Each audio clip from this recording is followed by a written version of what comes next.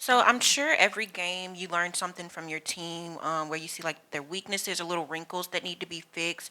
So playing today against UL, what would you say are a few things you feel the team has to improve on moving Well, the forward? way we started was not very good. And I don't want to take anything away from ULL. I thought Coach Broadhead did a good job of having his team ready. I thought some of the things he was doing to us when the game started was solid. It was sound. What those were that he was doing was he was using up the clock every time he came down the floor. Now, it wasn't obvious. It wasn't like he was doing a Dean Smith four corners, but in his offense, he made sure that we had to guard them for, a long period of time. And that was good. That shortens the game. That keeps the score low. I think the second thing that was really, really disappointing for me is he was in a zone and we had all these turnovers. And so that's why I just moved them in and moved them out at the beginning of the game to get their attention. Turnovers are a part of all sports, but what kind of turnovers they were not very good. So I learned tonight that those guys that came in when I did that first group of substitution, they were ready to go. They don't have the experience a lot in that first group do, but they were ready to go.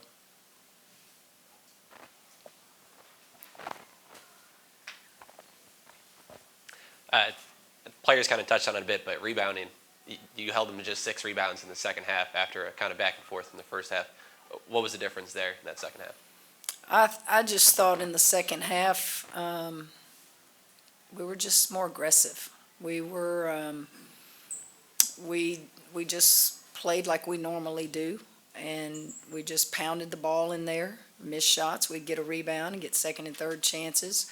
I thought that everything we did in the second half was totally opposite of what we did in the first half, and it starts with your effort, your energy, your aggressiveness. I just thought they were more aggressive, and as I told them in the first time out, they don't care if they all foul out, and how many of them did. And just teaching them what's going on out there, that they're going to foul. They've got 5 fouls to give. Each one of them's going to use them. And I just thought that we didn't respond back in the first half with that kind of effort. And we're physical. We can bang with the best of them, and we did a better job of that. Michaela, is that her career high in rebounding? Yes, ma'am. I've been challenging Michaela. Michaela is unbelievably talented, and she makes it look effortless out there, but I want her all-around game to be a double-double, triple-double every night. And she responds. She responds to my coaching, and it's not always just getting on them and hollering. It's making little snide remarks in practice and making them laugh about it, and getting their attention in ways where they're like, okay, I'm going to show you.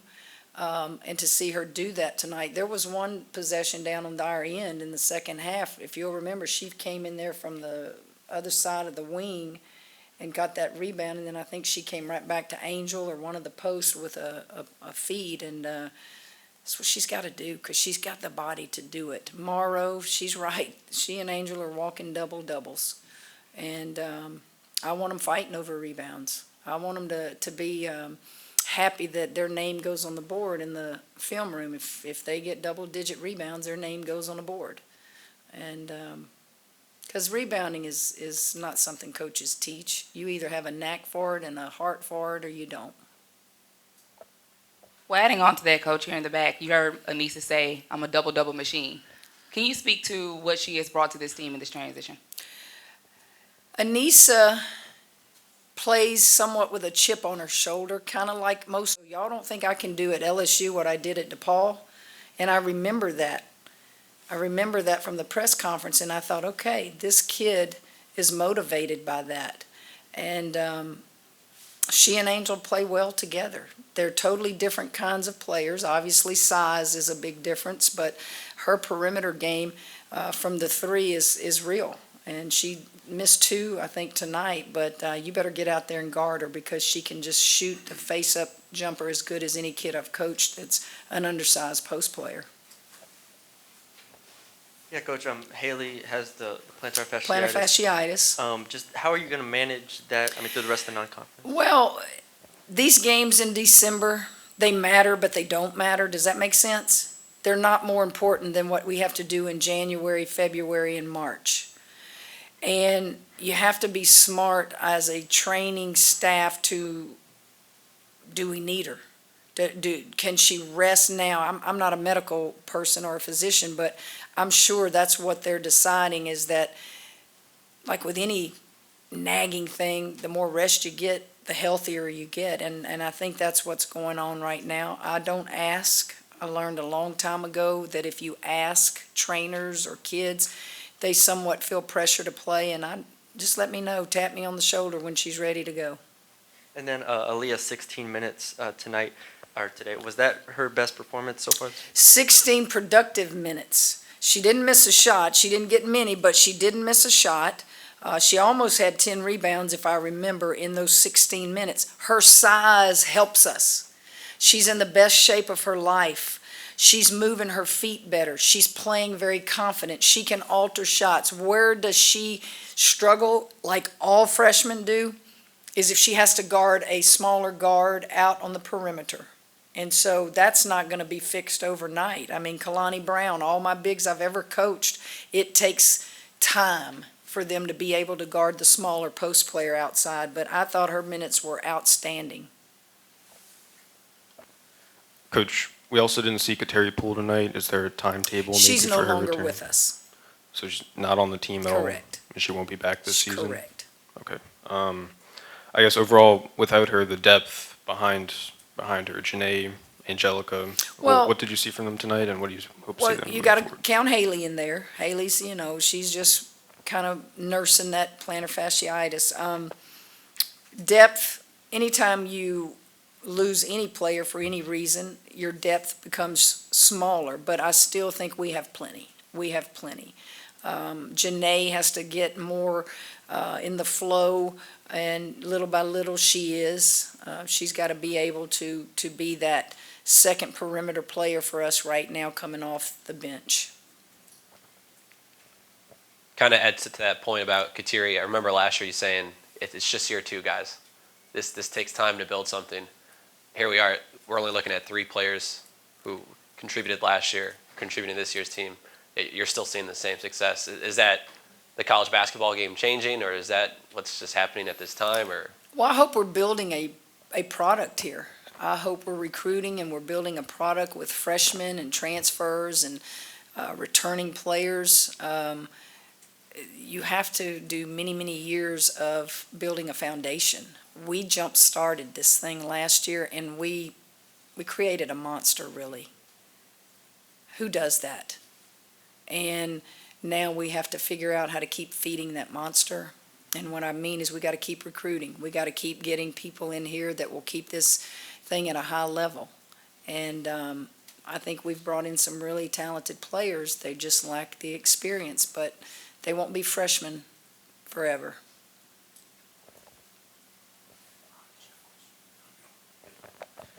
Kim, I just wanted to follow up on Kateri. Was it dismissal, or was it a mutual thing? Or She's no longer on the team. and also wanted to ask you about Aaliyah. When you bring a kid in, how soon do you know how you can push them in practice? It takes time. You first have to see what they respond to. Some kids respond to really, really hard coaching. Some kids need a wink. Some kids need a hug. Some kids need sarcasm. Some kids need laughs. You don't do that in a day. You don't even do it in a week. It's just being around them and watching what gets their attention. And Aaliyah, I don't know what it is with big girls. I played with some of the best big girls in my career. I've coached, some of the best big girls. They always are the nicest. They're always the ones that I tell. Y'all are like big teddy bears. Here's my Aaliyah comment, and she'll just grin at you. Aaliyah, I don't want you to be a Kia. I want you to be a Mack truck. She loves that. She thinks that's just funny.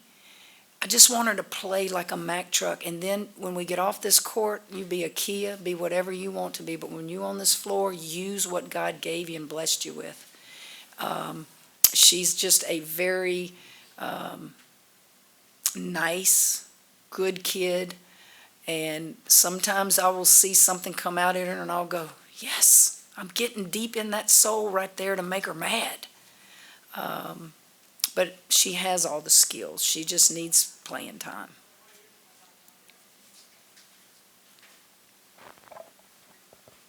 And Kim, with Poa and Angelica, kind of what's next for you in getting them, you know, if you're without Haley for the next 2 or 3 games, like what's the next for you to get them ready? You can't take Michaela out of that mix.